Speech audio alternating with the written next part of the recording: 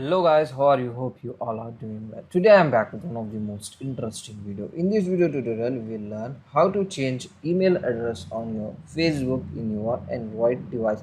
So for this guys, first of all you want to open the Facebook app. After opening, on the top right side corner you can see three lines, just tap on it. From here scroll down and open the settings and privacy. From here you want to open settings. In the settings go to personal information and here you can get the option contact info. Just tap on it.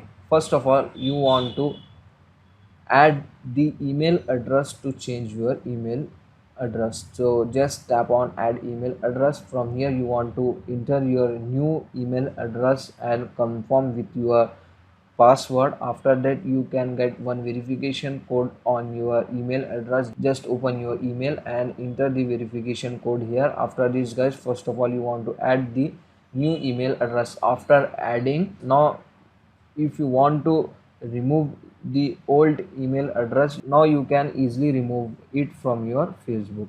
So this is the very easy and very simple method to change the email address on your Facebook. So that's it for today guys. This is the short and very simple video. Hope you enjoy this. If you enjoy, please guys don't go back without like, share and subscribe. Thank you very much.